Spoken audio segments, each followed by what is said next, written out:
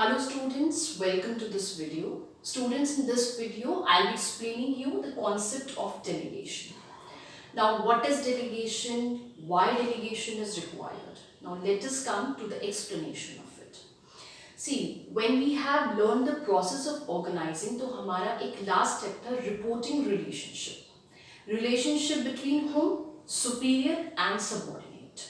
तो यहाँ पे भी जो रिलेशनशिप चलता है डेलीगेशन में वो सुपीरियर और सबॉर्डिनेट का चलता है. जैसे कि एक सुपीरियर है और सबॉर्डिनेट है. सुपीरियर के पास बहुत सारा वर्कलोड आ गया, यानी कि वो ओवरबर्डन हो गया. तो उस बर्डन को कम करने के लिए सुपीरियर अपने काम को अपने सबॉर्डिनेट को डेलीगेट करता है. कभी भी सबॉर्डिनेट अपने सुपीरियर को डेलीगेट नहीं कर सकता. Now let us come to the definition of delegation. Delegation is a transfer of authority. Authority means powers. यानी कि superior अपने कुछ powers अपने subordinate को देता है जब भी उसे उससे कुछ काम कराना होता है. वो depend करता है कि superior किस extent तक और कितने जो powers हैं वो अपने subordinate को देना चाहता है. From superior to subordinate, entrustment of responsibility. Responsibility means obligation to do the work.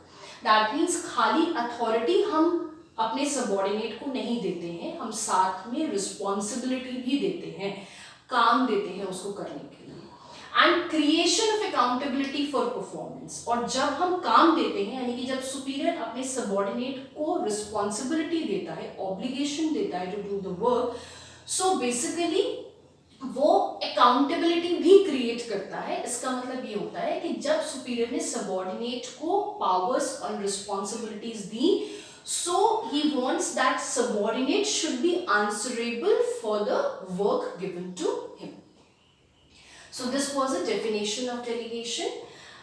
Second जो हमारा पार्ट आता है वो है manager remains accountable even after delegation. As we have studied in the definition कि सुपीरियर ने सबॉर्डिनेट को powers और रिस्पॉन्सिबिलिटी को डेलीगेट करा and finally he feels that the subordinate should be accountable, यानी कि वो आंसरेबल हो अपने काम के लिए.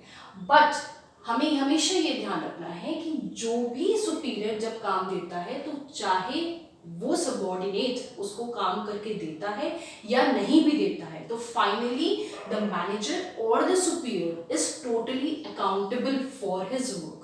यानी कि अगर सुपीरियर ने अपना काम अपने सबॉर्डिनेट को दे भी दिया because of being overburden, but finally the superior और the manager will be accountable कि काम हुआ है या नहीं हुआ है या किस एक्सटेंट तक हुआ है.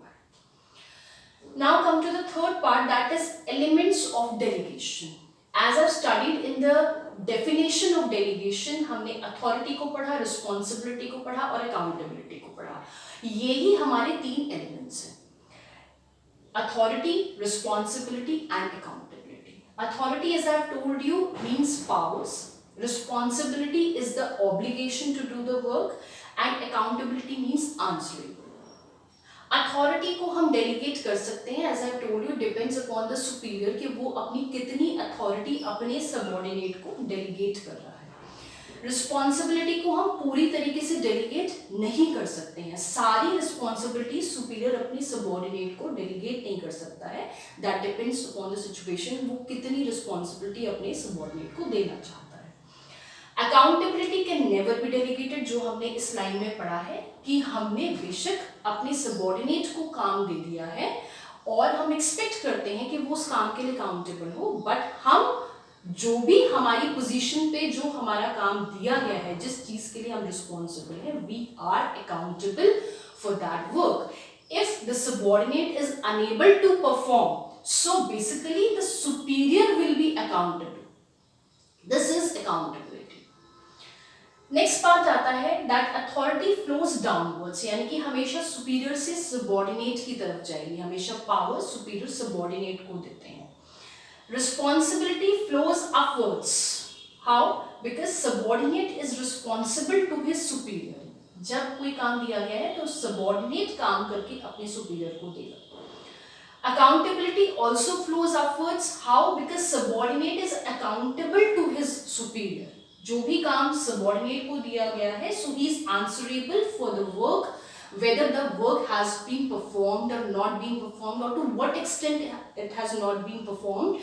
So the subordinate is accountable to the superior, so that is why it is going upwards.